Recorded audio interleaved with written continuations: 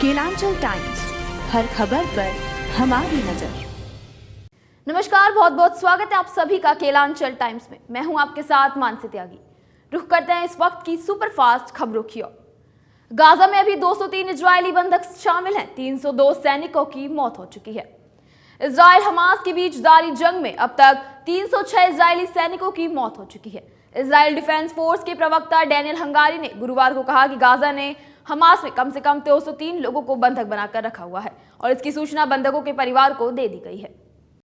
महिला पहलवानों से कथित यौन शोषण के मामले में भाजपा सांसद ब्रजभूषण सिंह को कोर्ट ने आज यानी गुरुवार को दे दी है पेशी से छूट और उनकी ओर से वकीलों ने दलील रखी।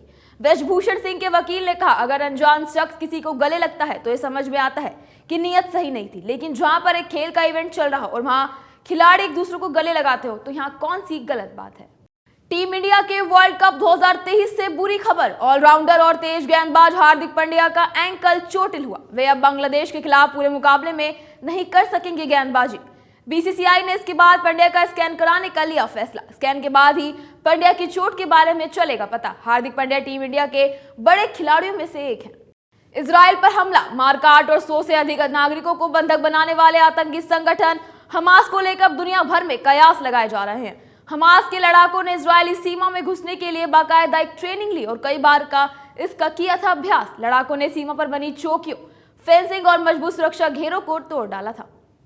मुंबई हमले के आतंकी मोहम्मद अजमल कसाब को जेल में बिरयानी परोसी गई या नहीं, अब तक इस पर बहस जारी है, मगर अब खुद उस शख्स ने इस बहस पर विराम लगा दिया है जिसकी देखरेख में ही आतंकी कसाब को दी गई थी फांसी। 1981 बैच की आईपीएस अधिकारी मीरा बोरवणकर ने अपने किताब में आतंकी अजमल कसाब से जुड़े कई पहलुओं पर किए खुलासे।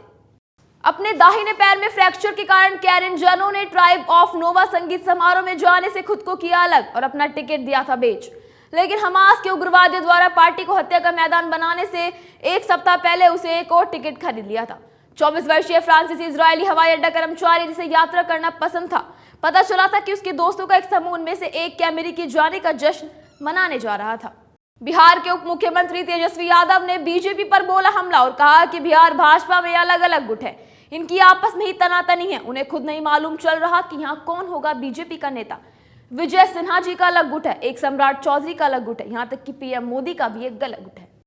अभिनेता सुशांत सिंह राजपूत और उनकी पूर्व मैनेजर दिशा सालियान की मौत के मामले में सीबीआई जांच की मांग करने वाली जनहित याचिका पर कोई भी आदेश पारित करने से पहले उनका पक्ष सुने जाने की मांग करते हुए शिवसेना विधायक आदित्य ठाकरे ने बॉम्बे हाईकोर्ट का किया रुख।